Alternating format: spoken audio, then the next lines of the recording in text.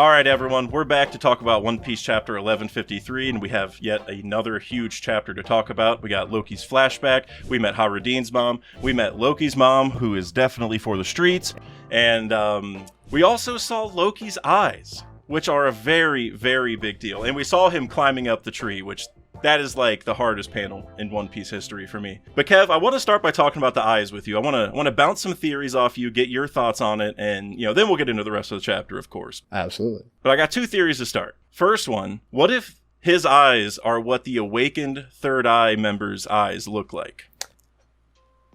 Okay. And so he's able to maybe read poneglyphs, maybe see far into the future. Who knows what those special eyes do. But I love that idea because that's like a special eye in One Piece, right? It's kind of like Naruto or whatever. It's like that's one of the only ones I feel like we've heard about. But then the other idea, which we were talking about before the stream, is what if Loki transforms if he looks at the sun? And the reason I say this is the other ancient giants that we've seen in the story, Ors and Ors Jr., or the main ones, I guess, they were both hidden from the sun. Ors was stuck on the Florian, or on Thriller Bark in the Florian Triangle where we couldn't see the sun. And then Ors Jr. had the straw hat on. And I feel like both of those guys being hidden from the sun could be something, given Loki also can't see, or like his eyes are covered. So now he can't look at anything. He's kept in the realm of the dead, which is away from the sun. So right there, he calls himself the sun god. What if that's because the sun transforms him? I don't know. Those are just two ideas I had, Kev. Give me your thoughts. You like either of those, or you got any other theories to add? So I really like the second one. I really like that. I think the inversion of the Sulong is really cool because we obviously are now so deeply, familiar with the Sulong and the Minks and all that. So it would be cool to have a kind of inversion of that, especially so since Loki was around animals the entirety of, his introduction. He was raised with animals. So if he is somehow, because obviously minks are, animal people. So it'd be kind of cool if he was like an inversion of that in a way. And with the sun connection too, it's obviously really powerful because he views himself as the sun god. But it would be really cool if he can't even look at the sun in the first place, or at least never has, with him being in the frozen underworld and like under the canopy, of the layers of Elbaf, oh my god, thunderstorm in the background. I know they're hearing too much. Yeah, I'm about to say it's Emu or the Gorosei coming to interrupt another message. They do it every episode in some way, shape, or form. Yeah, they can't handle the cooking, and we're only minutes in. But that's just how much fuel that this has for the potential of Loki. And I don't know, for me, I really like that second one, but the first one I'm intrigued by. I think the Third Eye Tribe is definitely going to play a part in, whatever is going to happen in the end game of the story. Obviously Pudding is a major, chess piece on the board right now, whether it's Blackbeard or Emu, or obviously the Straw Hats with, Luffy and Sanji having these very deep connections with her. I don't know, I feel as though having an awakened Three-Eye Tribe member would be really cool. But see, the one reason I don't buy it is just because he doesn't have a third eye, from at least what we're aware. He might have it like not on his head or something just insane like that because he's an ancient giant. It could be something different. But I like the idea of the awakened third eye, like looking different literally.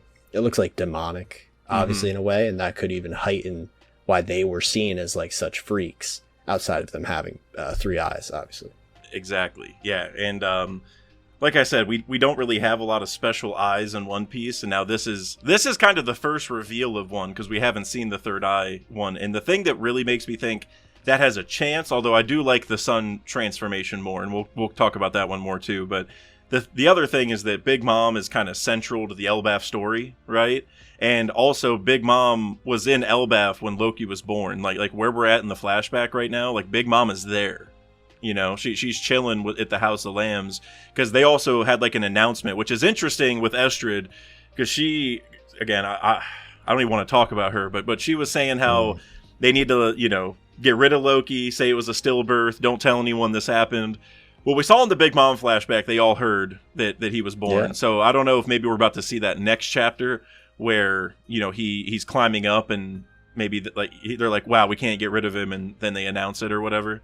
But because Big Mom is so central to it, I'm wondering if Pudding could have a role in that way, because this is a Big Mom centric thing, and the way Big Mom treats Pudding is kind of reflected in the way Mother Carmel treated Big Mom. Not like in the background, yes, right? Because Mother Carmel was really sweet to Big Mom on the surface, which is the opposite of how Big Mom is to Pudding. But in the background, they were the same, where they just, were using them, right?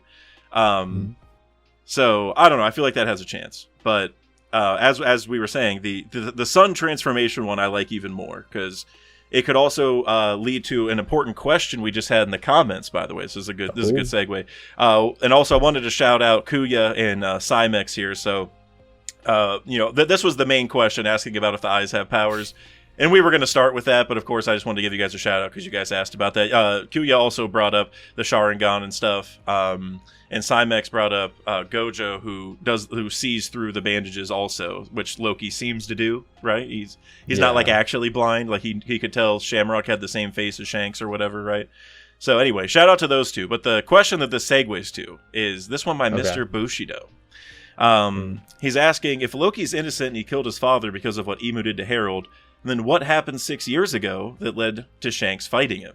And the reason I think this might connect to the sun transformation idea is, how Sulong causes you to lose control unless you train it? I'm wondering if maybe what happened 6 years ago is Loki looked at the sun and started rampaging, and that's why Shanks had to come in and stop him. Because there's 8 years between him killing Harold and Shanks, tying him up for good, and then putting him where the sun doesn't shine, literally. So... I don't know. What do you think about that? Or if you have any other ideas? That's an interesting thought, because if we can, why did Loki fight Shanks is kind of like a question that's being raised now, obviously, because he seems more like, innocent, obviously, in the grand scheme of things, because we now know some details of his birth. Obviously, we're going to get more and more as it goes on, but him fighting Shanks is interesting. Is it how Kid wanted to fight Shanks, lashing out, wanting to prove himself? I personally think that could easily be a way for Loki, who is seen as this cursed one, to fight back. But it could also easily be because Elbaf loves Shanks so much, and Shanks is not meant to be, loved by Elbaf. Why isn't Loki, someone who's literally meant to be the king of Elbaf, loved when this outsider is? It could be something along those lines. I don't know, but it does raise a very interesting question when it comes to the actual fuel for that stuff. Obviously, I kind of do get what you're saying with the okay. So what if brain blast? What if, because we got a little bit of Shanks info as well, obviously. Within these flashbacks that have started with him having the tattoo on his arm. That was obviously a major, huge reveal. What if we're kind of doing a parallel here, especially with Loki and Hyrden, and now Shanks and Shamrock? One of them, well, technically in Loki and Hyrden's case, it's kind of both of them being cursed by their birth to not be able to live to their full potential. What if we get something like that with Shanks, obviously? He doesn't want this life. He was born into it. What if there's that kind of scuffle there? And that's probably the origin. Well, not probably, possibly.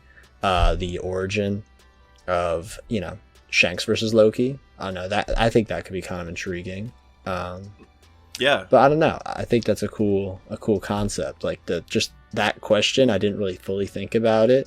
I was like, okay, Loki, probably evil, probably doing some crazy stuff. And Shanks, being the big good, at least in the present time, is trying to defend Elbaf from him. But now there's a big gray area. What if they're working together? What if the fight wasn't a fight? What's the cover up? I don't know. There's a lot of questions now. So. Yeah, no, for sure. I feel like, now that we've seen the eyes, I feel like the eyes being tied to this situation, is more likely. And I don't know. Is that, like we said, a transformation, or is it just a power up? Could it just be that he's one idea that I've heard that I really like is that it might let him see the future really far. And because like you think about Fujitora, for example, right? So he blinded himself, but he still has good enough observation hockey to fight, top tiers and stuff, and he can kind of see like the visages of people with his observation hockey. And I'm just thinking, if you're Loki and you blind yourself, quote unquote, like you tie your eyes up, and then but you can still see, and you're probably training on the like outside of that. It's kind of like Rock Lee dropping the weights, but for Loki, right? Even if it's not a transformation thing. It could be like once he does it, it's just like you can't touch him. Like he's just so... Because we saw that also with Scopper. Remember how Scopper could dodge Luffy, even though Luffy has Future Sight and he's in Gear 5? And Luffy was like, whoa, like how is that even possible? So I wonder if that's maybe where some of this is going. Yeah. But another question I had, which you kind of touched on it a little bit, so I thought I was trying to segue to this somehow, but is Loki's curse real? Or is this something that his mother made up out of spite? RQ is asking. And I think this is really interesting because personally, I think she's making it up. I think the officials made that a little more clear. I can't remember exactly what the officials said. But it was just like a little bit more clear that it seems like she's just crazy and she's just making it up. But the thing I want to say is I could also see her will here like impacting it. Like it's like a self-fulfilling prophecy in a way where, she like now because she wants it to happen, or she is like, she just hates him so much or whatever. She's like willing that future to actually happen. And maybe throughout his life, she sabotaged him here and there to like to literally make it self-fulfilling prophecy. But what do you think, Kev? Is that a real curse? Something that she actually knew from a legend? You're talking about the prophecy that she made up. Well, not made up, that she was saying about Harold's son killing him. Okay, I thought you meant the whole thing where they kind of conflated all of this stuff together, or like, oh, this is Loki's fault, like this is Loki's curse. Well, I think those are tied. Like I think she like her saying this here started it, and now they've been blaming everything on him, and it's like on Loki. And that's what I'm saying is like it could be that her will made this happen, or is it actually something from the past that like she heard before it happened? You know what I mean? Like did the did the Shiarly before Shiarly or someone predict this, or did the Herald or the Harley Tex predict this and so she knew it, or is it because she said it and it's like propaganda basically? That's very interesting. I like that you brought up Charlie as well, because obviously we got a name drop of King Neptune, which was really crazy. I actually, it took me a while to fully even realize it was him, because I'm like, Neptune, like Neptunians? But no, it was obviously Neptune. And that was interesting. And Neptune, obviously, was with Charlie, and Charlie was very, very young at the time, before Shirahoshi was born. So I actually could really see that being the case, the prophecy stuff with whatever, like you said, whoever Charlie was before, whichever, what's it called, soothsayer, I think is the phrase, like a fortune teller. Yep. Yeah, that's a really cool idea, because we know they have a connection to Fishman Island. Yeah, well, I think soothsayer can also be like a liar, but I think that's where it originates, is like a fortune teller, because like, and then if somebody pretends it, they're a soothsayer, like they're just scamming you. But anyways. Okay. I mean, I love that word. That's Estrid. Yeah, maybe I love that. Estrid, maybe. Yeah. Yeah, maybe. Estrid is definitely a soothsayer. And she's a lot of other things. She's a lot of other things that we could go on and on about. Like out of the moms of One Piece, she delivered a Grand Slam performance. Like just off rip. Just absolutely abominable. Like oh my god. But it was kind of beautiful how Oda juxtaposed Harudin's mom with her, though, right? In the same chapter. Like, I'm like, Ida, or Ida, however you say her name. I'm like, oh, she's the best. I love her. She's a great character. Changing Harold for the better. Harold's now, like on his knees, like trying to be friends with everybody now instead of just crushing their buildings. I'm like, oh, she's goated. Also, she made him do the Nika dance. Yeah, like that's absurd. But then we get this woman that I'd get demonetized if I said everything I was thinking. Type woman. Like I hate her. So anyway, I love the juxtaposition here. I do actually want to talk about this. Is a slight tangent, but I just want to bring this up because I thought it was really interesting. I think Elbaf has been a really cool showcase of Oda.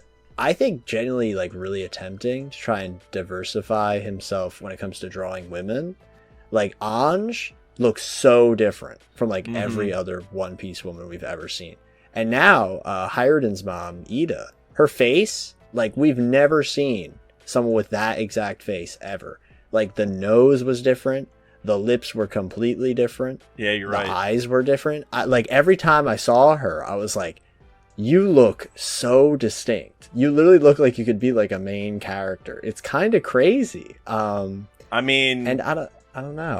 I was like into the idea. I'm glad you had that little tangent.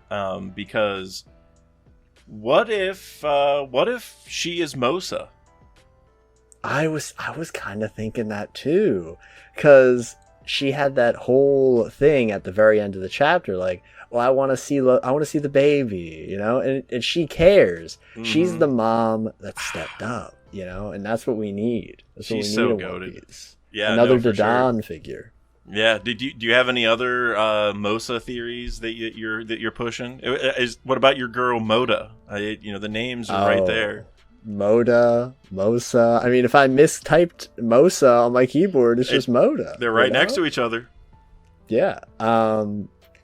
Genuinely, I've heard some people say like, it's like, because it seemed like a rather like very polite voice in Japanese, from what I'm aware. I don't know. I'm not too in the Mosa theory hole. You know? Same. But I don't know. I really like this idea of Hiruden's Ida being Mosa. I really like it. And it would make sense because Mosa the snail is like really old. And although like the snail is old, it would make sense that Ida would still at least be like, you know, because Harold and Ida, let's just assume they're like around the same age, right? Let's just make that assumption. Mm-hmm. She was never the queen of Elbaf, so she never would have been seen as like a threat to the world government, so she wouldn't have needed to be taken out by any means like Harold was. Mm-hmm. So she would likely still be alive in that same village that she was at the end of her section of the flashback. Meanwhile, Estrid, you know, oh no, I'm on my knees hoping that she's alive. But I don't think she is. No, I personally don't think she's alive. I think we heard earlier in the arc that she died 1 year after birth. Okay. I'm almost positive. I'm going to double check right now, but I know some people pointed that out in my stream. Okay. But but Ida's probably alive. So I don't know. I think that's a cool theory. Yeah, it says she passed away. It was chapter 1136 said it. So good. We're all good. You know, are we gonna see it happen? No body, no death. And the wiki says that it was due to an unknown illness, and she got sick at the end of the chapter. So she suffered for a whole year. So, a little bit of justice, you know. But here's the thing, though. I kind of like what you were saying about the lies of the curse and stuff like that. What if this is gonna sound kind of crazy? What if she didn't actually die of the sickness? What if something happened? And obviously it just kind of got compacted into being, oh, Loki caused it, right? It easily could have been anything else. But now it's like this sickness thing. Like, I don't know. Maybe she just narrator, left. She just snuck snuck away, maybe. Well, didn't we hear... I can't remember. Like, I feel like this sickness thing reminds me a little bit of the love sickness with the pirate empresses, like a little bit. But it's like the opposite, I guess. Like she's just so upset with her kid. Yeah, hate sickness, I guess. So I don't know if maybe she just like slipped away. I don't know. But another thing I wanted to get your... Well, actually, no. Before I get to this, there was something I wanted to connect to. So you know how like we just saw Emu take over Gunko, and she also mentioned lifespan, and that's been making me think about Big Mom's powers and how Big Mom's supposed to be relevant to this arc. And so speaking of mothers not being dead, Mother Carmel, is there a chance that Mother Carmel will actually like awaken inside Big Mom at some point? But that's what Emu and Gunko are hinting at, basically. Like Mother Carmel might have the same plan, and that's what we're about to see. That's kind of wild. Like maybe it requires awakening. And okay. I don't know. Like Mother Carmel planned to get eaten. That's what I'm getting at. That's the ending point of all this. Okay, this is I don't know how I feel about this idea. I'm intrigued, but I don't know how to feel about it. Because it's like a reverse death, which I hate. But it's intriguing and like creepy. I like that it's creepy. That does a lot for me when it comes to this. And it's unsettling, obviously, and it's another example of a mother using their child, but it's on the back foot for Big Mom, which I'm not going to say is deserved. It's obviously not, because she was, she's been put in the same ringer that she put her own kids under. But it's very interesting, and maybe that could lead, because we kind of got like, okay, there's some innocence in Big Mom through like, Olin, stuff like that. Maybe that will lead to something along those lines, and with her being on Elbaf, it would make a lot more sense for people to treat her like complete garbage, if she appears, which I hope she does. Same. I am, but I don't know. That's interesting. I was talking in the Discord about this, but Big Mom has such a special place in my heart because I got caught up in Whole Cake. And so, like, the Mother Carmel flashback, and then Brooke smashing the photo, which now Brooke is getting focused in Elbaf, and Brooke was, like, combating, Big Mom's powers. So I'm like, is he about to, like, save Gunko somehow? There's a lot of ideas there. But so she has such a special place in my heart that I feel like I really, really want her to show up. And so something you said there about Olin, that made me think of something really important, like maybe like getting through to Olin. Like if Mother Carmel really does take over, like how are we going to get past that? I'm wondering if the way we get past Emu and Gunko is similar to how we would get past this Mother Carmel thing, which is like Brooke would get through to Gunko in some way and make her break out of it, remember, her full memories, whatever is going on. Because that's what caused Emu to jump in, is her remembering the memories, and she was about to like probably betray the whole operation because she's like, wait, I'm not supposed to be this bad person, right? Or who knows exactly how this brainwashing's going, but that seems to be what it looked like. And so I'm wondering if those are going to be sister situations, which we're really getting into the weeds because we don't even know if Mother Carmel's going to take over Big Mom. But I feel like that could be the whole thing, is like you're getting through to like the innocent person that, because like they got manipulated, like you said. And so maybe that's the heart of it, is I don't even know how you would word that, but like getting to like their true selves, right? Like they've been like who they really are. I don't know. I think that'd be really cool. I agree. I think that has a lot of potential, and obviously with this being like where Big Mom was essentially raised, most of her childhood, right. She's there for many years, and because of that, she obviously has very strong nostalgic feelings and connections, and that would come to her mind if she was to be here. But it could easily be, these people all think she's a horrible monster. But I don't know. With the way that her flashback was depicted, obviously, mostly very like happily, outside of her murdering one of the village chiefs and doing all the bear stuff with the Semla and the Besides all the violent stuff, it was very peaceful. It was very nice. So maybe she would be like, I'm finally able to be back. But like we saw in Wano. Maybe she's only able to be back so happily because they're all dealing with distress from the Gods Knights and now Emu. Yep, I agree. So Kev, something that I really, really want to get your thoughts on, just in general, because I was shocked when I saw this, is what did you think when you saw Loki climbing up the tree? Like, what was your general reaction? Where does this rank for you in terms of like just shocking panels? I won't say best because like that's such a tough discussion, but for me, this is like just it doesn't look like One Piece. You know what I mean? So just what were you thinking when you saw him climbing up the Atom Tree, other than the Drum Island parallel with Luffy? Yeah, that was a major thing I thought of, obviously. And so before I get into that, I do want to talk this again, slight tangent. But I already had Drum Island on my brain, actually. Not because of the snowy environment, not because of anything. But actually, it was because of Ida and Harold earlier in the chapter, with Harold being like bowing and on his knees, but only doing that through Ida's influence, right? You're cooking. And if you go, You're cooking. and if you go to the panel, right? If you go to the panel, you notice something very cool about it, right? And now this might be me being just insane, but when you look at Ida, right? Ida has a very distinct part of her outfit, right? And it's right under her face. There is a massive X right under her face. Okay. And that's obviously a huge connection with Vivi. Vivi, yep. And so Might now be I'm thinking, like, the Vivi, like, subtle, kind of stuff. I'm liking this. And now here's why it gets even better. So we know that Ida is a giant from the South Blue. Yep. Now, do we know any other giants from the South Blue? Saul.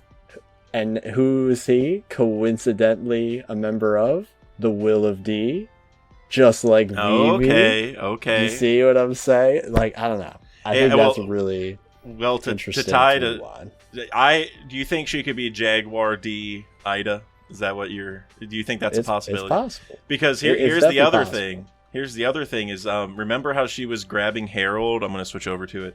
And she was like, little dolls, what's that supposed to mean? Like, you were just born big.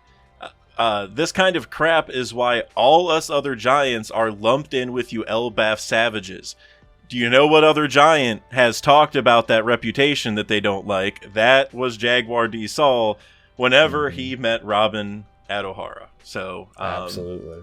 Jaguar D. Ida agenda for me. I mean, it doesn't have to be. Like, there's, obviously the parallels there regardless. But sign me up anyway. And also, sign me up for Loki joining the crew. Also, forget it. Just I don't care at this point. But tell me what you thought about that panel though first, because that's what really sold me on it. So that panel I thought was absolutely great. I was in genuine shock, not because of that panel, which was very shocking, but because of the absolute pure hate that I felt for Estrid. Like, absolutely vile. It's like, all right, baby was just born. It's time to throw him off, just like how Scopper was. Scopper. Like, that's crazy to think about. That this is like minutes old, possibly. A minutes old baby. And nope, just throw him off a cliff. Just pure hate. That's how I feel. Vitriol. But it felt really, really power. Oh my god. You know this meme. I think Oda saw this and was like, you know what? I'm gonna do it. I'm just gonna do it. That would be a banger thumbnail. if that could be the thumbnail for this. It might be kind of cooked, but that would go crazy. I saw somebody already do like a meme drawing of it. I'm gonna see if I can find it. But Roger's base, his thumbnail was the Woody, I don't want to play with you anymore. It was Estrid as Andy and Loki as Woody. It was so funny. Yeah, dude. Oh my god. I can't believe Oda did that. Like he usually makes the mom so nice, and then Estrid is just like the way I felt about her. And not that this person's a mom, but it's like just somewhat of a similar vein. Was Alpha from Bonnie's flashback? Like those are two women. I'm just like seeing Alpha get punched. Whenever Bonnie was leaving, like that was so cathartic because I just hated her. And like Estrid, I mean, look, her, dying of sickness over a year, like, okay, like if that actually happened, all right, she suffered, but I would have much rather her get punched or something by somebody. So if she's still alive, it could happen. Maybe I am rooting for that instead. So she gets the just desserts. Yeah. Estrid will probably look like what's her name from Wano? Higurashi from Yeah. Wano? Yeah, that's probably what Estrid potentially looks like. Yamato's mom. Potentially. Oh, I mean, we don't have a lot of other candidates, so I don't know. Oh my god, that was a classic video. I remember us talking about that. That was a funny video. It's still on the table. Loki. So actually, Loki joining the crew. Yeah. Oh yeah, so him joining the crew. I'm so down for that. Okay. I personally, it wasn't this chapter we're speaking of. My last chapter. I genuinely think that was probably one of my favorite reactions I've done. I was so invested that I was standing for like half the chapter. Oh, I was like, there. I can't even sit down. Because when they said Loki joined the crew, I'm like, yeah, like I'm really actually down for this. And like, this is the first Straw Hat I feel like outside of Momonosuke. I was like, okay, Momonosuke, bro can join the crew. He's in it. But like, Loki is like such an immediate yes for me. Like, I don't know. He's already talked with so many members of the crew. We're getting a very sad backstory conveniently right after he was asked. Like, that's kind of crazy. He's already got more of a flashback than Kaido ever had. So true. Well, a solo flashback. You know, this is technically now the Herald Loki, or we're about to get into the Loki bag. Yeah, it's like a hybrid flashback.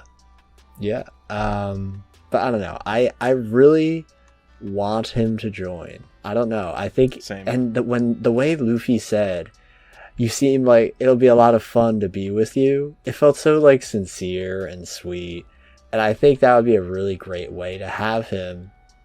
He has love, in his life. Obviously, he was born with, there was no love, and there was a really powerful panel right before Estrid, threw him like LeBron.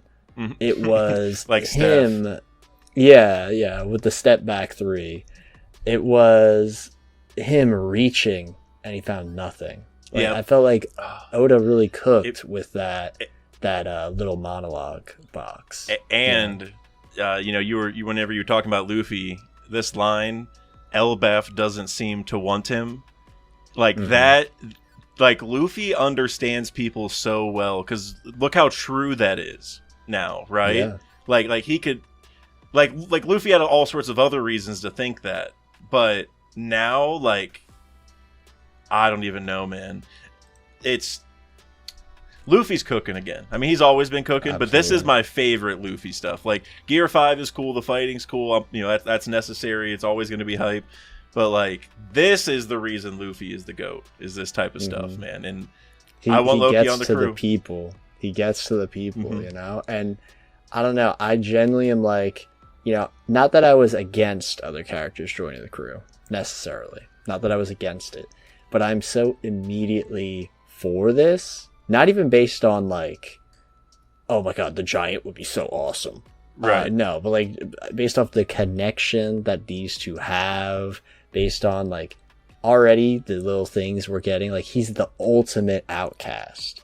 He's a great parallel and a foil to Luffy. Like, he thinks he's the sun god. He probably doesn't even know Luffy's the sun. Like, all this is so charming that I don't know. I'm really down for it. I will actually backtrack a bit.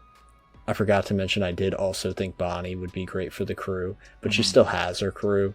I kind of thought they all died. I kind of thought they all died in Egghead. But now, and the thing is she's known her crew since she was a kid. Well, she's still a kid, but like Ginny and Kuma have known them since they were kids. So like they're like, they've been around too long to just get trashed. So I agree. Yeah. But if they were dead, Bonnie is 100% on the crew. Yeah, or the Revs. That's what or just go chill with Kuma in the clouds and just. Like, not clouds like dead, like literally the Sky Island clouds. Yeah, the Witheria kind of stuff. Yeah. But Loki climbing the tree. Actually talking about Loki climbing the tree. Okay, but I really liked it. It was very tragic, but it had that sense of, again, obviously the Drum Island parallel, that's a Luffy parallel specifically. That's a thing that Luffy did, and Loki is meant to obviously be seen as the outcast, kind of like Luffy was in his village, kind of ostracized. So I don't know, I feel like that's a really interesting way of going about it, and I like it because it's that sense of like, even in like the darkest of like origin stories, there could be something that hope to live on. There's gonna be something out there. And genuinely, with some of the way that they describe Loki, it reminds me a lot of Robin, the way that she's seen as like a demon and all that. But look how happy she is now. I can only hope that Loki's gonna get the same. And oh, dude, cooking. Yeah, but now this is gonna be kind of a strange comparison, but a series I really like is Berserk, right? I think Berserk is a very, very good series, and there's a thing that happens around the end of the flashback that is the origin of the entire series, and there is a baby thing that shows up as well. Very similar, like dark origin, very, very similar. But that baby just wants love, and one of the parents is willing to give it the love, and we could assume that's Harold in this case, right? Because Harold wasn't there for the birth, but one of them immediately is like, no, this is a monster. I'm going to never give you that satisfaction of love or anything. So to me, that's what I compared it to. I'm obviously going to keep it kind of vague. For people I'm going to read it eventually. Have no idea what I'm talking about, I'm going to keep it kind of vague. But no, it's a great series. For people who are rocking with Berserk, it's been cooking as of late. It's been cooking. So yeah, it's definitely worth the read. Well, I'm going to get into it eventually. That's been like the next one on my list, but I just have not proceeded on the list for a really long time. But as for Loki climbing the tree, I think at the very, very beginning of all this, you talked about Drum Island and the connect. Well, I did, and then you talked about it a little bit more, and there was some stuff I wanted to add on to that, because you said, Robin was described as a demon and kind of cursed or whatever, and Luffy took her in anyway, and she's happy. Well, another character that I think kind of fits that same mold is Chopper. Right, he was an outcast. Nobody really wanted him. I mean, obviously, Kureha and Dr. Here You Look eventually took him in and stuff. But regardless, there was always, like he was kicked out of his reindeer group and was like the, this Sasquatch type guy that everyone just rejected. And we also had that story with Scopper about the Mount Eater thing, which I think the popular theory right now is that was Drum Island, and that's why all the trees are cut down at Drum Island.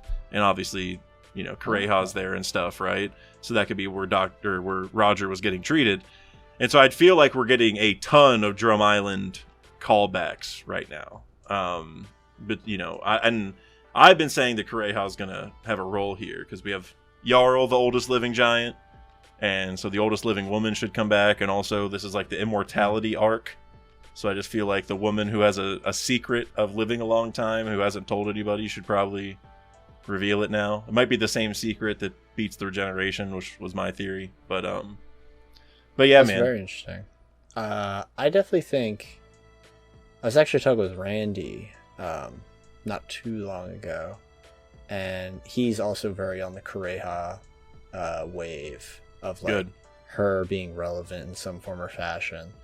I personally, I didn't see the vision at first, because not that I'm against her showing up, obviously. It's great whenever old One Piece characters show up. But the more and more we get these like little Drum Island parallels, the more I'm like, I think that this might actually like really be something. Her reappearing in the story. I mean, just think about it. Vivi and Wapol are just waiting to be dropped right into the main narrative. Like at any second, they easily could be. And Wapol comes Drum Island. Vivi, Drum Island. Chopper is also with Loki and Scopper and all them right now. If Scopper and Wapol and if Wapol and Chopper at all get to talking about Kureha, Scopper could easily just be like, oh, she's still alive? Like something like that. Some little gag. And it's like, okay, well, that's a great connection. Well, Chopper and Scopper are chilling right now. Together, alone, right? Yeah, there's a lot of potential there. Or maybe because Chopper's obviously, doing Chopper's doctrine. Maybe he'll do some kind of little ask about Crocus, because Crocus, they met him. That's cool. It's a fun little segue there as well. Yeah, well, and he's not just doctoring. He went specifically to figure out the secret to the regeneration, which is kind of weird for, like, it's weird for him in the sense of, like, he's not the guy who's going to go fight the Gods Knights. I mean, at least not anytime soon. That's a long ways away, I feel like. But yeah, he also is our weak point guy, right? Remember, like brain point? Well, I mean, he is all the time, but like how he does I forget what he calls it. The wherever he like finds the weak point, he does a little diamond shaped thing with his hooves. Yeah. Whatever that's called. So he does find the weak points like he did against Ors. So now he is following in those footsteps a little bit, where he's, trying to figure that out. So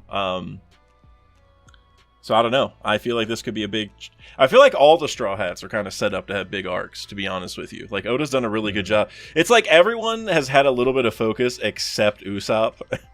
and we're just sitting. And no, honestly, no, because like Frankie's got the lab thing going on.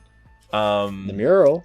He saw the mural. And the mural. Like, and that's the mural. A huge deal. Yep, he's like on a solo journey up there. Sanji might have some Conquerors hockey stuff going on at some point or whatever, Actually, speaking of that, we're getting a little on a tangent here. I do have some more things from Chapter 1153 to ask you, like the Pole Star thing. But I want to touch on the Sanji thing real quick, just because I heard a really good Reddit theory. I'm going to see if I can find it. I don't know if I'll be able to, but shout out to whoever this was. That basically, you know how in the chapter, like Sanji reacted to what Scopper said, but we didn't see what he thought, right? I'm going to pull it up real quick, because I feel like that's really important, right? Like up here, Sanji's asking, like, what about me? And then he reacts, but we don't know what he said. But then later, he's not dejected or like overly excited. So it's like, what kind of answer did he get? You know what I mean? It's like he's okay with the answer. Like, he's content, not too extreme. So I'm like, what kind of, what could he have said? And the Reddit post basically said, what if Scopper said, I don't detect any kind of hockey? And the reason why that would be cool is because Sanji's the stealth guy, right? He wants to be invisible. And so what if it's that he's like, I can't detect any, like not just Conquerors, but I don't detect anything at all. And Sanji's like, good.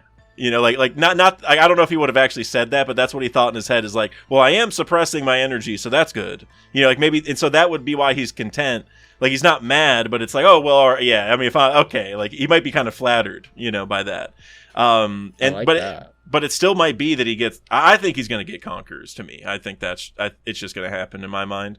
It might be like a different form, maybe. Like, he might get to do some extra things like some observation-related things. But yeah, I think, I love that idea from the Reddit post. I thought that was really good.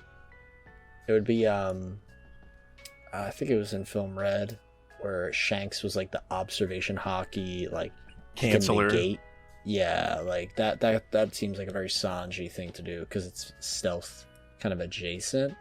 I like that idea though of the not detecting. That's an interesting. Well, what if that's what he's doing about it to Scopper? Because it's like a double-edged sword, right? Say he does, like, Oda could drop that line, and that would be a good cliffhanger, right, for readers, and they'd be like, oh no, he doesn't have it, oh no, it would have that. But what if Sanji, like you said, is kind of doing it on purpose? So that would be a really cool little subversion of that, because they would probably cut away, the little panel dashing, we're at another perspective, Well, it also inverts what we just saw with Zoro really well too, right? They're like, oh, it's just pouring out of you. Like we like, he's like, what are you talking about? Like, he's not the observation guy, right? He specializes in armament. Sanji specializes in observation. They can each use the other, but they specialize in those. And that just, it's exemplified with their personalities as well. So for Zoro to just have it going everywhere and like everyone can feel it, like, oh yeah, yep. And Sanji's hiding it all. It's so perfect with their character that I don't know, man. That's headcanon until proven otherwise for me. Um, but a couple other things that I wanted to ask you, Kev, because there were some like little comments here in the chapter that I just thought were very interesting. So first, I want to ask you about the pole star, man. I'm trying to find it here, but you know what I'm talking about, the navigation they use. Yeah. Where I passed it somewhere. It was Harold talking to like some humans. Right? Is it here? I think it was no. Further down. I think it was further down. Is it even down more? Oh, it is down more. Okay, there we go. I thought once we got to Estrid, we were good. See, I'm just I'm trying to look at her as little as possible. Trying to avoid Estrid. Trying to avoid. She doesn't deserve any page time. Oh my god.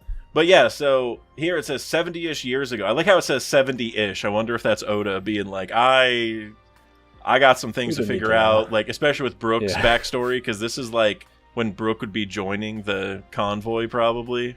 So, anyways, they said Elbaf's advanced navigation techniques. Oh, I'm not even showing it. Elbaf's advanced navigation techniques intrigued other countries. There is a star which never moves called the Pole Star, which is obviously a parallel to like real life navigation. That's what we used to use as the North Star, right? As like a main way of navigating. But the thing that's interesting is the Pole Star might connect to Logtown because Logtown is on the Pole Star Islands. Yeah, I saw that while I was on a stream, and I was just like, "Oh my god!" And that implies that Logtown itself is like obviously far more important outside of just being, okay, this is where Roger died. Obviously major deal, but it's like it's a geographically important location as well. It's like, okay, that's kind of intriguing. So I don't know. I like that. It also is intriguing because if the people of Elbaf are seeing that star from like all the way over there, seemingly, that means it was probably before the red line existed that the pole star was used. Which again, like I don't know, it's intriguing to me because those islands are in the East Blue, right? But are somehow used as like the major, like, I don't know. I find it very intriguing. Yeah, well, it also, like its name is Logtown for like epilogue and prologue for like, Luffy, like Luffy starting his journey to the Grand Line there and Roger ending his journey there. You know what I mean? So the fact that it's kind of tied to like the start and end of journeys, and now we're being told that it's like the North Star that, or it could. I get we're maybe it's a little bit of a stretch, but let's say the Pole Star is above Logtown, and that's why they're called the Pole Star Islands, is they're directly beneath this star, which I think is the case personally. It would be interesting in the sense of just like, like for Luffy, like you would start there and then he'd be trying to just chase it all the way around the world. You know what I'm saying? Like, I don't know. I think Oda is definitely building something there because that would be the final destination, basically. Like, because once you get there, like, where's it going to guide you next? You know what I mean? Like, once you're under it. And so that makes me wonder if the Pole Star is like, if it has Laugh Tale inside. So we have to go back to where we started, and then it's in the star. Okay. That's an interesting concept. Obviously, it ties into Space Piece, which people love. Well, I guess we got to see if this is like a true star, or if it's like, like Ennis Lobby is daylight 24/7. Is this like a manufactured thing? I don't know. Interesting. It could be like a Mother Flame in a strange way. Yeah, that could be basically. Yeah, or how in the in Anel's cover story, how we saw like a sun that had like a Mother Flame like symbol. Maybe that was the Pole Star. I don't know. I think it's probably the sun, or like the one in that cover story.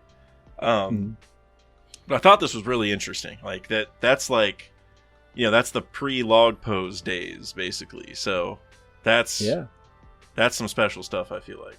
I definitely agree.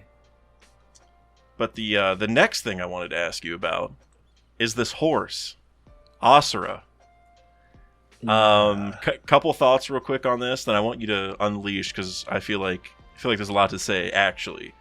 For one thing, it's named Asura, which is like the enemy of the gods in Hinduism, right? I believe. And they're the bad guys, which ties to also Zoro having Asura, like the 3, whenever he triples himself and whatever, which is still unexplained, which is very weird. But also, we think back to Nushjuro, how he has like a horse power, and he's definitely tied to the underworld because he has the ice powers, which Brook has. But he also had the Shodai Katetsu, which ties to Zoro, because Zoro has the Sandai Katetsu. So I'm like, okay, so we do have horse and hell kind of tied, and kind of a loose tie to Zoro, and now we have Asura, so there's like a little bit of weirdness going on. And it has 8 legs, and has like a flaming hair going on. So part of me wonders if this is like how Shamrock summoned Cerberus? I'm wondering if this is a sign that Estrid was in cahoots with the government this entire time, and these council member guys they are sketchy, if you ask me. These dudes, these 4 silhouettes, they are super sus, in my opinion.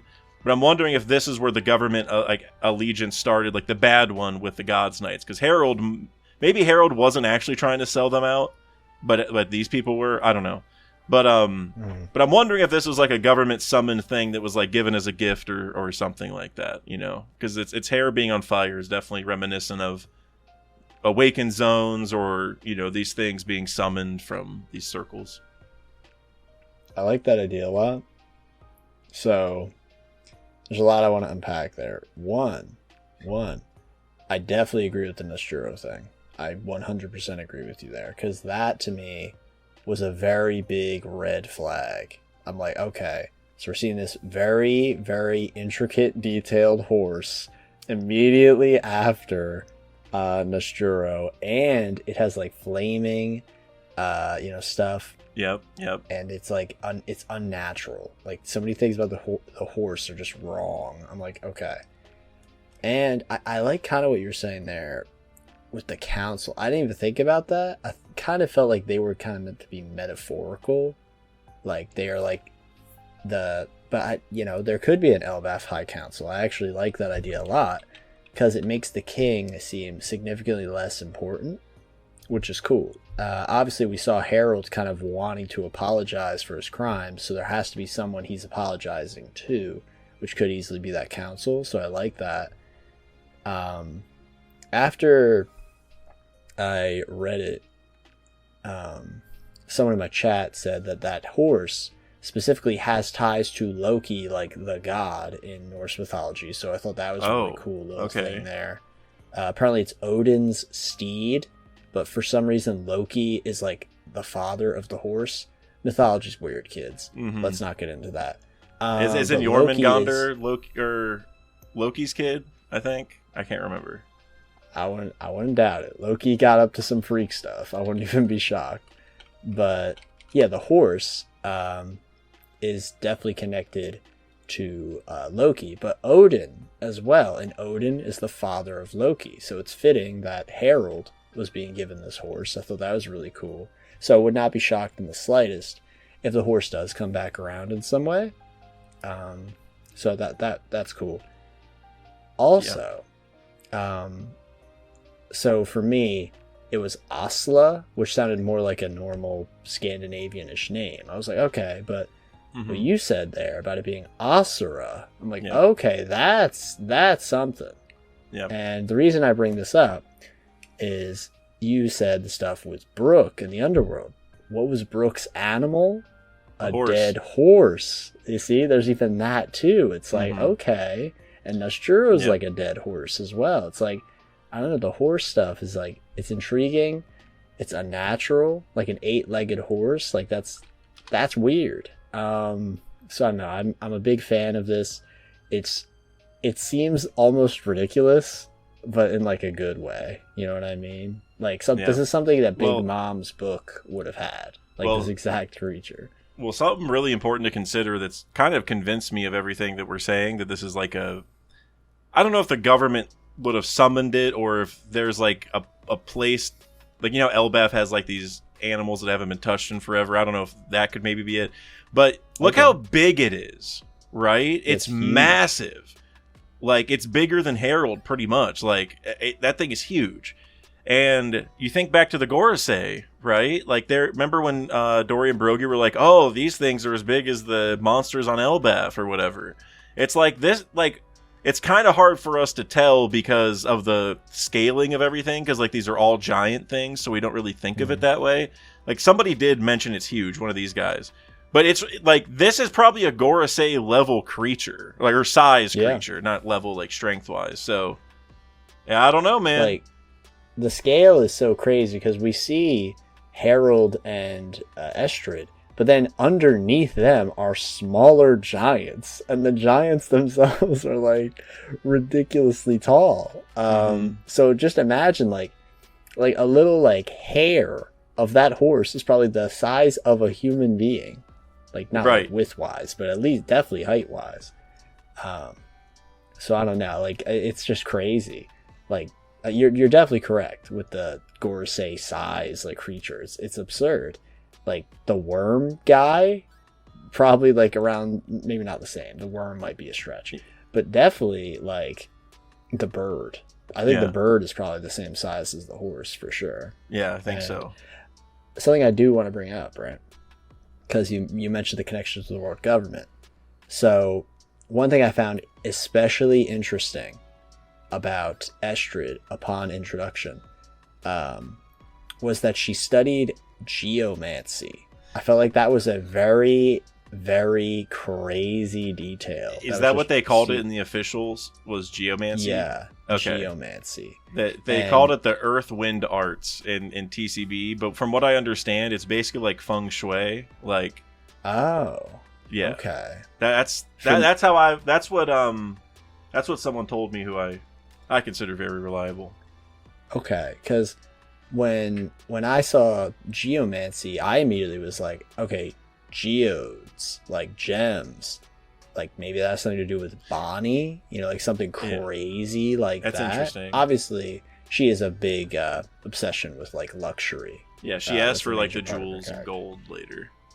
Yeah, but maybe she's doing that kind of like the feng shui stuff, It's like, oh, it has to be aligned for the world to go this right way. Yeah. And that's why when she sees Loki, she's so distraught. She's like, how could this be wrong? But obviously, the Mancy part at the end of that, I always think of like wizardry or some kind of arcane, stuff like that. Yeah. And that could easily be like, like a curse or, something negative, or it could be something positive. So I don't know. I like that kind of aspect of this character's, at least her mentality is very intriguing. Now, is it going to be literally like this is some gem magic stuff? I don't know. That would be kind of crazy. I feel like she's a little, like if she started the curse later, I feel like that's a sign that she's a little crazy, Mm-hmm. That's the feeling I'm getting. She's a little out there. Okay. But another thing that I wanted, there's actually two more things that we got to talk about her, unfortunately. One thing, and I don't know if I've heard anybody talk about this, but it's just something that's been kind of on my mind. She said the energies here are aligned to the east. This won't do at all. Like, she's not happy that the energies are aligned to the east. And I'm wondering if there's a reason why it's the east. Like, is that, obviously Luffy's from there and we have Dragon looking that direction all the time. And I'm wondering if there's like a thing there where like she can feel the energies of the universe telling her that like a good force is like, it's a good force for the world, bad force for her maybe, because like Luffy would not like this woman at all. You know what I mean? Like he would beat her up probably, especially if he knew what she did to Loki. So I feel like it's a little bit of a sign that maybe Oda's trying to tell us that she's not all that crazy, because she can tell like maybe the energies being aligned to the east is a sign that Harold was going the right direction. And she's like, no. Like, we need the energies going the other way. Like, I need you to be a bad guy, right? Because, like, Ida had changed him a lot or whatever. So I don't know. You think that's crazy? I like that. I definitely had the Luffy dragon thought as well. Obviously, very dragon. Very, very dragon. But the east is especially interesting now because you brought up the pole star thing, and that is to the east of the world. And if that is like some end game, like in reality location, that would be really cool. I don't know fully though, because does it, for me it's like I'm thinking, is it about a person? Is it about some event happening? Maybe it's Roger. Maybe it's Roger. Him too. Possibly being, because he like, wouldn't have been born. or something. Well, yeah, I think he would have been a kid at this stage. Well, no, because they haven't even had Loki. Okay. Yeah, this was like over 70 years ago, so I don't think Roger would have even been born yet. I think. Yeah. I don't want to say it. What were you gonna say? What were you gonna say? What if it's like rocks? What if it's rocks or something? I don't know. Like rocks is now like again another big like piece in Elbaf. It's like, could it be him? We already know rocks is a connection to Loki as well. Like, I don't know. Well, could it be like, maybe Roger will be... Well, Roger is from the east, but maybe rocks will be from the west, which, by the way, God Valley was in the west, so that could also tie to it. But maybe it's just... Maybe it is that where she's like Ida is like the Luffy, like the good version, like the good mom between the two, and she's the bad one. And I think it's just indicating a struggle between, which way Harold's gonna go, basically. Okay. I like that. But I got another couple theories for you here. Well, actually, no, we got to talk one more thing about Estrid first, so we can get done with her and just move on to bigger and better things. So she's from the alcohol village, or I think they called it the brewing village in the official, right? Something like that. Village, yep. Do you have any thoughts on that? Because, Kaido is from Vodka Kingdom, and I mean, I've been on the theory that that Harold could be Kaido's dad, especially because Kaido, I think he's 59. And if she died 62 years ago, that gives Harold some time to go find another wife, or just maybe some mistresses or whatever. And maybe he just had to ship off Kaido because it's like, well, I already got enough kid problems back. But every time I have a kid, there's a lot of problems. So I don't even want him here. Like, that would be really bad. But, or maybe he just met a woman and then she left and then she's like, oh, dang, I'm pregnant. And then it's just, he never even knew. I don't know. That's also a possibility. But the fact she was from Alcohol Village definitely got me thinking about Kaido with the Vodka Kingdom. So, any thoughts? That's a very interesting little through line as well, obviously, with the Kaido thought process, because we know he was shipped off to place after place. So I like that. I like that a lot. Personally, I think it might have just been a brewer's village because that's a symbol of excess in a way. Alcohol isn't necessary for people to live. It's literally not. But people have it, and they kind of enable themselves to have it over and over again, despite it being, not beneficial to you whatsoever. Right. So, I don't know. That kind of could be a little through line with Estrid's character, because obviously when you see, like, royalty in, like, the past, it's like, ooh, let me have all this wine and this champagne, very stereotypically rich. But the Kaido thing is interesting, though, because I definitely also think Kaido has more connections here than we ever initially anticipated, with the ancient giant kind of through line with Harold especially, and Loki, and I don't know. I think it's very intriguing to see, how Kaido is going to paint into this picture, especially with rocks being connected now as well.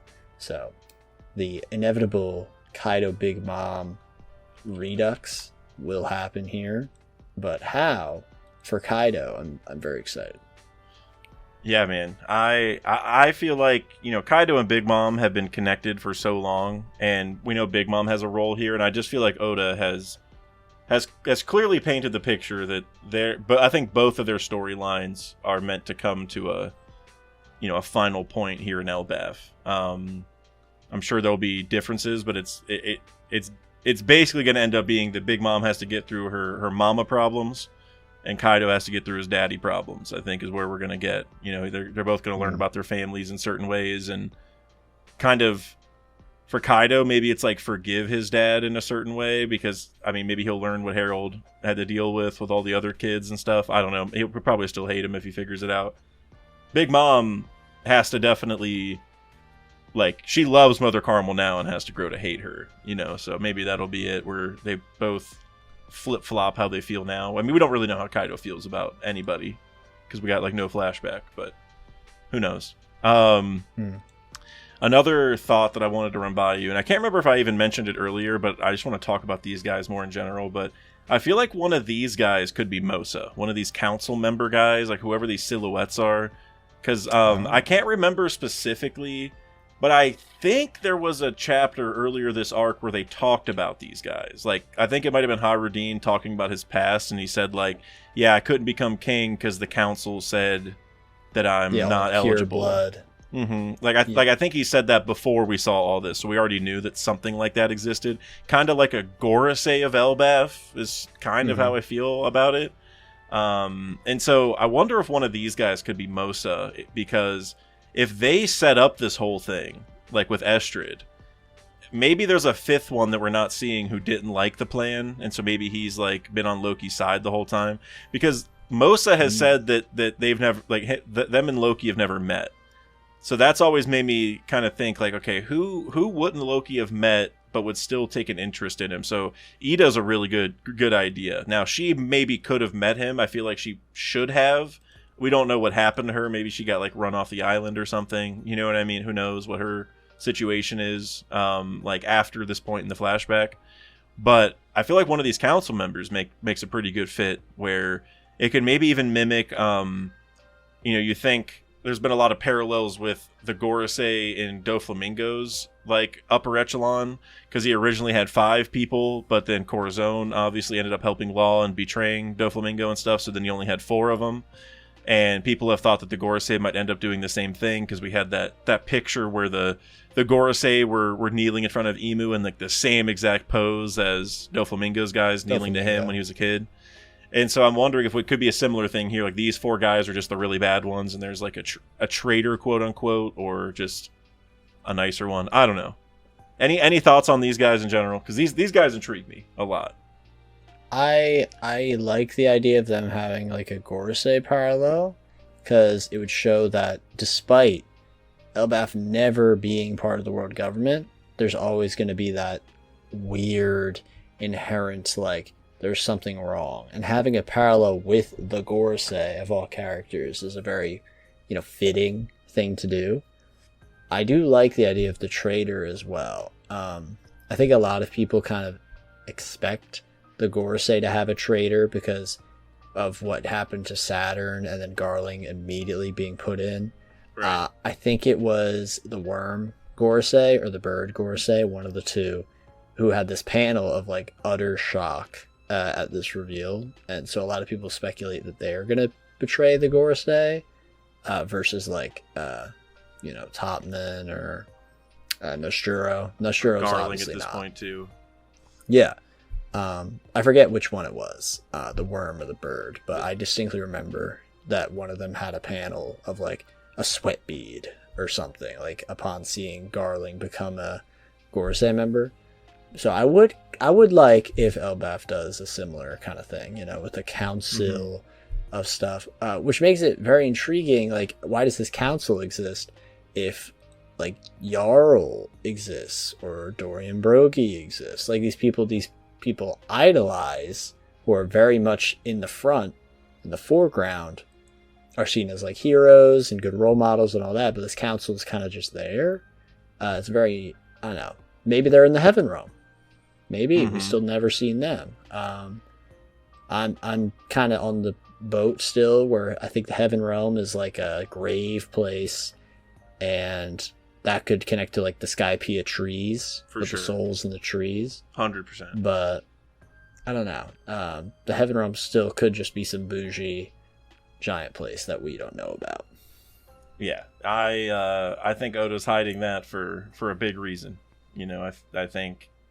When we get, like, with all the craziness we've got, there's no way the Heaven Realm doesn't have a secret for us. You know what I mean? There's going to be something up there for sure. Another theory that I wanted to run by you, going all the way back to Loki's eyes. Now we have gone in a full circle, but it's a good circle because this is important.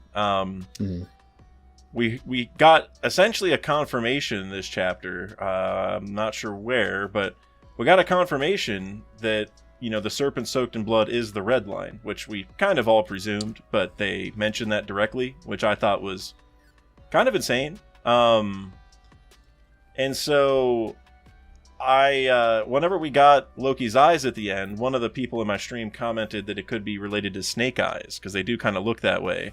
And I also immediately thought of Fujitora, because when Fujitora's blind, and whenever we met him, he was playing dice, right? And like they were trying to play him like he, you know, couldn't see, so they were trying to just take his money and stuff. And so anyway, relating to snake eyes, I was like, well, you know, in the very same chapter, we had the serpent soaked in blood talked about. And so I'm wondering if there's a connection there. Could it be that Loki's eyes, you know, like, is he actually connected to the Jormungandr somehow? I don't know. What do you think? This is kind of...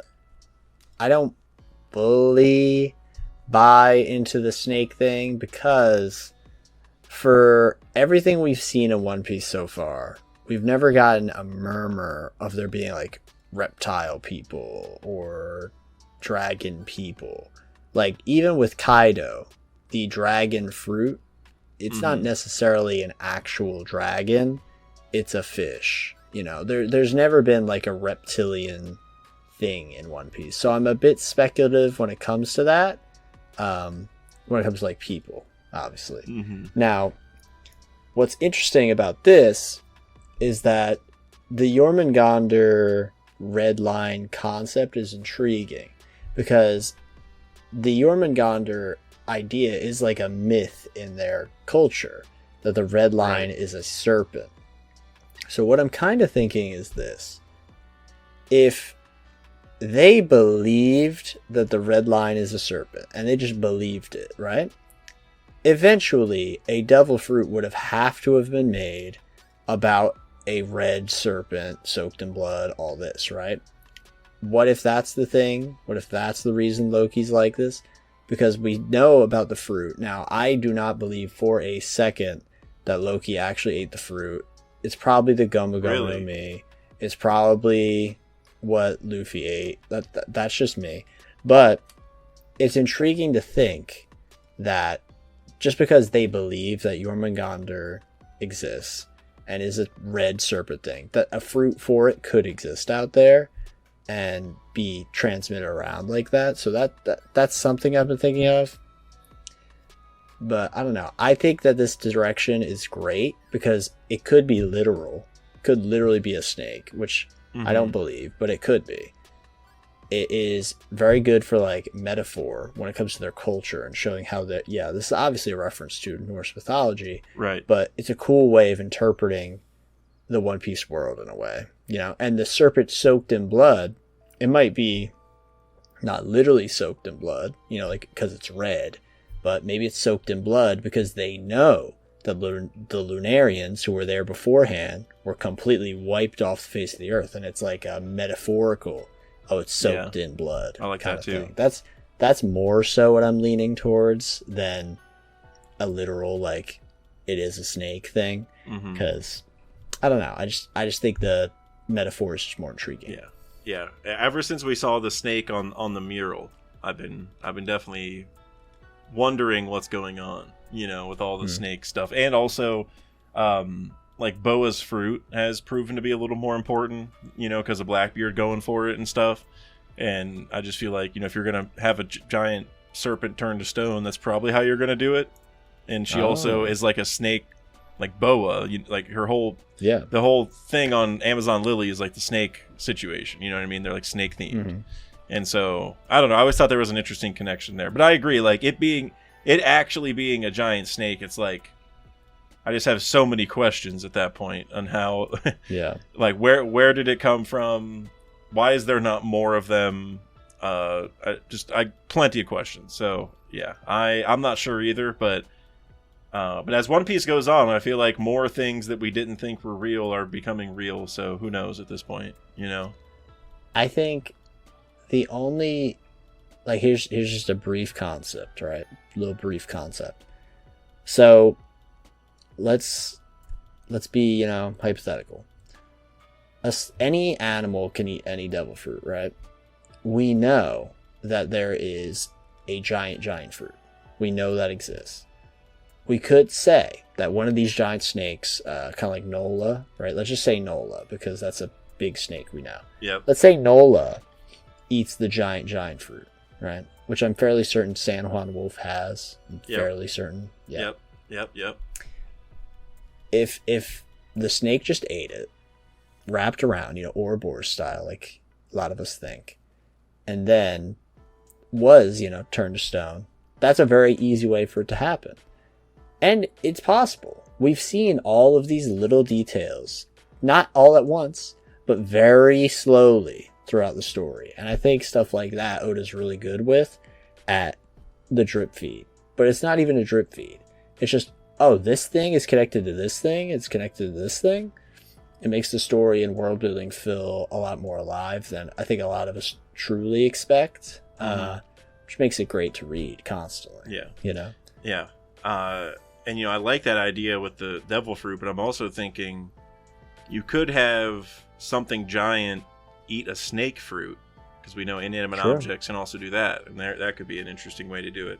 A theory that I had before was that, like, how we have tequila wolf, vodka wolf, and rum wolf, and bourbon wolf, and everything? Well, like, you can, like, if you were a giant snake, you could slide under those, because, like, they're like arches, you know what I mean? Like, it's not like a solid wall. And I'm wondering if that's how the red line started, because I've always wondered, like, we know the Lunarians lived on top of it a long time ago, so there's always been something there that's high up. But if this snake thing that we're talking about was supposedly put there, it's like, okay, has the snake just always been there? Did that happen in the Void Century? Like what's the order of events with all this stuff going on, especially with the mural? Like, if we assume that snake in the mural is the red line now, like the serpent that everyone's talking about, it's like, well, how did that get there if the Lunarians were already living up there? Because, like, it would have already existed, right? And so I've always wondered if it's just that the original red line was like Tequila Wolf and stuff, because then, like, Laboon or whales can sail under it. Then they're not blocked off, but there's still a high point for them to live on, so you get the best of both worlds. And then I'm just wondering if somehow a snake was used to, like, fill the gap under it, and maybe that's why they're building 4 more of them, is because they're trying to divide the world up again.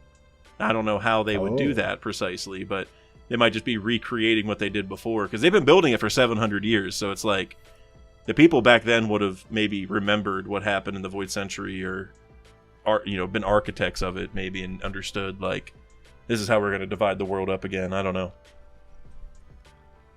It's very interesting. I think that's cool, because we already know the world is so divided, with obviously the 4 blues, the red line, the red line. But them doing it even further is just like, that would be so crazy. That'd be so crazy. So it's an interesting concept for sure. Yeah, I don't know if it'll happen, but I don't know. Those wolves got to be doing something, and the fact that we also had the Estrid from the Brewing Village and Kaido from Vodka Kingdom, it's like, all right, we got a lot of alcohol named places. What's the interconnection here? But Kev, did you have any specific things you wanted to talk about with the chapter? Was there anything that stood out to you? I think for me, one of the things that really stood out to me the most was Ida. Not just because I love that name, but her disguising herself and pretending to be a savage giant. I feel like that was really interesting. It was intriguing to me, because when she first appeared and looked like that, I genuinely completely believed, like, okay, are we going to see a savage giant for, like, the first time ever? And maybe Harold has to, like, make her not a savage? And that turnaround I felt was especially interesting. The, like, immediate flip of, like, not only am I not a savage, you people are the real savages. I thought that was really cool. And that made me incredibly endeared to her character very fast. That's awesome. Very, very fast. But I know her disguising herself as a giant, like a more extreme giant, I felt was very intriguing. And it went into sort of like the I don't know, like the relations of Elbaf itself through the world. I don't know, it seemed very intriguing, because whenever we were introduced to giants, it was never in a image of fear. It was always an image of awe. in the One Piece world, like with Dory and Brody.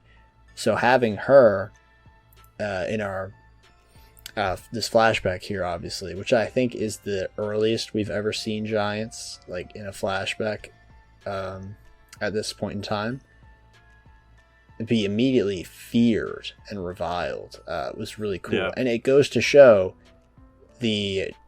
not the damage, but like maybe not the I don't know, whatever the reverse of damage is, the effort that Harold went into to making giants not be seen as these, awful, vile people. Or we can have our main cast look at them in awe instead of fear. So I don't know, I feel like that was really cool. Yeah, that was a good example of showcasing Oda's good world building there. Yeah, no, I was a huge fan of that as well, and I loved how she was like, no, like they took me in, like we're doing this on purpose because now I get to eat and live, we're helping each other here. Like you thought I was actually trapped, like these people helped me, and also Harold called it the puny doll kingdom, and that made me think of Roto, right? Because he had the actual doll area essentially. So it's like it's kind of like carrying forward where the giants view humans as dolls, but then Ida's over here like, no, or Ida, however you say her name. She's like, no. Like these are good people. So I was a huge fan of that as well. And actually, I heard a good thought in the Discord from Mr. Bushido. That I think you're gonna like a lot. I don't have it in front of me, so I can't remember the exact way he said it. But so Ida, Harudine's mom, worked for a circus. What did Harudine do during the time skip? Where did he work, Kev? My goat Buggy's delivery man. That's where he worked. He worked for a clown over the time skip, and his mom worked at a circus earlier in her life. That's very charming. I didn't even think about that. That's very charming. That maybe my brain thought of it, but I didn't fully think of it because I was like, "Oh, a circus. That's fun." It's so cool to me. I think that is just. I don't even know. I don't know how to word it. That's one of those goated Oda things that he didn't have to do, and it's like. But he did. And it's like it hasn't even been acknowledged, and it might never be acknowledged. But if you're just reading it and you're looking at the deeper stuff, it's like that's It's just you can't help but applaud him for little things like that. I thought that was just so good. I did also think it was intriguing that she was depicted as obviously savage, right? Because it's kind of like a King Kong kind of thing, Yeah. But she's like the giant woman instead of the gorilla attacking the woman. I don't know. I feel like that was again very, very cool imagery. Agreed. So I don't know. I just really enjoyed that. It felt not too significant because they kind of blitzed past it, but I was like, this is cool. It kind of goes with the relations of how people view each other, and I don't know. I find that very interesting. If she was how far back do you think they would have to go for Fishman to not be seen as the Fishman, dreadfully? And for them to be seen as equal. It's so interesting to think about how Oda created this world where, because of the world government, we can only imagine it, they were able to instill this hate into so many groups. I don't know. I find it very, very interesting how Oda details that. For sure. That kind of stuff. Yeah, and I wonder if part of that is because the government wants to make these people outcasts so that they're more willing to work with the government, which for the Fishmen, it's a tough thing to spin because they enslave them. They know that the nobles are the worst of the worst anyway. But for the other groups, it's maybe that propaganda helps them in the sense of oh, giants, nobody likes you. Nobody wants to team up with you. Well, hit us up then, and then people will like you. Yeah. Cause right now Emu's trying to force them. Right. So I had another question, which I thought this was a fun thing to talk about here. It's from Oblivion Folder, wondering, so which characters have a baby backstory? And then please rank their sadness level. I can only think of Nami, Bonnie, Colin, and now Loki. I thought this is an interesting question to baby scale the flashbacks a little bit here. Baby scale. Yeah, I mean, I would say Loki's number 1 now. Bonnie was number 1, but Loki is now number 1. And not that Bonnie's a far number 2, but that Bonnie had at least love from the start, right? Like, Bonnie as a baby didn't really go through the trauma, but now Loki immediately, like minutes after being born, is just chucked off the branch. You know what I mean? This is crazy. I don't know. Nami kind of similar to Bonnie, where like Nami was like smiling. Nami didn't really suffer as a baby. You know what I mean? Like, so I don't know. I'm trying to think of some other ones too off the top of my head. Like, it depends. Like, when we're saying baby, or like how young we talking? Because like does Law is like a very young kid count? No, because that would no. be no. Because like, he's not a baby, but I'm just wondering what the cutoff is. He's not even a toddler. He's a what's it called? I don't know how old he was. He's a little guy. He's not a baby. He's a little guy. Yeah, I think he's like between 8 and 12. I think. Genuinely, I think the only babies we've seen, we did see Shanks in the chest, but he was smiling too. Yeah, and he was smiling, exactly. So that doesn't count either. We saw Ace get born, but we didn't see Ace like. But again, his mom loved him at least. Way after, yeah, exactly, right. For me, like, I get what you're saying with Bonnie. I really get what you're saying. But I don't think I could. I don't know, man. Because she didn't really know what was happening. You know what I mean? Yeah. I mean, maybe Bonnie had a worse start, like before they even left Marijwa. Like that, you know, who knows what happened back then that could have been traumatizing. But yeah, I'm just thinking, like, as far as what we saw, like Ginny suffered way more than Bonnie did. And Bonnie had it tough. I mean, but as a baby, especially if we're going with a baby, because Bonnie had it tough once like the jewel popped up, you know, the sapphire. You know what I'm saying? And then she was like a little bit older at that point. She wasn't a baby anymore. So if we're going off babies, I actually think a good shout out here is Chopper. Oh, right. That's a good one. I think he counts because I mean he's only 17 now, and so I think he ate his fruit like 8 years ago or something like that. I can't remember. So I guess he wouldn't have been a baby. I don't know, but.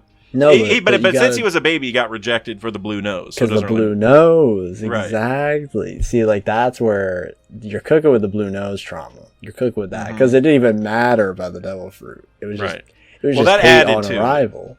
That made it worse. But yeah, you're right. And maybe that's gonna happen with Loki. Maybe that's gonna happen. There was the eyes, but then oh no, he took a fruit. What's gonna happen? Because. And what if it's a human fruit? I've been saying it's the human fruit model Nika, and Luffy actually has the gum the whole time, and that's where we're headed. But I like that. I like the double. Again, that adds to the Luffy parallel. You know, I like that. Yeah, that panel from a few chapters ago with Loki and Luffy stuffed next to each other, and they're talking about whatever side the Giants pick. I was like, that's just. Again, kindred spirits. It's a beautiful symbolism, you know, that Oda does. Mm-hmm. I don't think I have any other comments here. So, Kev, I think we pretty much wrapped it up here. But do you have I have one else? Thing I thought that was kind of fun. I thought it was cool how we saw Yorl. Yep. That was crazy. I was like, whoa. Shout out Yorl. But I thought it was really cute seeing like little guy Dorian Broggie, like super little guy. Like Broggie looked like he was out of VeggieTales. He literally looked like a little dude, and I was like, you are so young, it's crazy. Like, look at him, bro. He looks like the dude from VeggieTales, bro. I love it. He's adorable, and we also saw them at age. I think 54 last chapter, which is divide by 3, or was it 54 or 51? I can't remember, but they're basically 17 in giant. 18, they're about 51. They're about 17 in giant years in the last one, wherever they're setting sail. and or like sailing around with Harold, and that's when Luffy set sail. So that's a cool little connection to have them both be like the 17-ish range, you know. Absolutely. But Kev, I think we've covered just about everything. Do you have anything else that you have to say to the people before we head out of here? Well, unfortunately, we do have a break next week, but I'm going to be chomping at the bit for more Loki. I think you and I can both agree this is one of the better One Piece characters to hit on arrival just immediately. Obviously, Egghead brought us tons of bangers, but a lot of them we already knew in a way. Right. Loki is a character we've heard of, but we didn't fully know. And Elbaf, outside of Loki and a lot of the Gods Knights, we're getting a lot of not fresh faces, but like, oh, we've seen them before. Like Hyruden's crew and, Dorian Broggie are here. It's like, this is really cool, but we knew of these guys, you know what I mean? Right. But Loki was like a complete mystery, and I have been thoroughly enjoying him as this arc's gone on. I think he has potential like to do something like absolutely crazy outside of him being a prophetic mural figure. I think he's going to be giving us some emotional baggage, in the present as well as in this backstory. So yeah, and hopefully this backstory continues for a little while here, because we got a lot more to come with. Probably going to get to see Big Mom at some point, because Big Mom's on the island at the point that this chapter ended. I really, really hope we go over to some Lola stuff at some point, right? Like, we got to get that little bit of the flashback glued in. And then obviously we got to see the Shanks battle part of it too. So I think there's a lot more that we could see. I don't know if we're going to see all of that right now, because obviously Oda's trying to lay the groundwork for making us feel something for Loki. Now we officially care. And so I don't know if he's going to save the other lore parts, for more just reveals later. But hopefully it continues for a little while here. But all right, we're heading out, Kev. I appreciate you. I hope you have a good time in LA.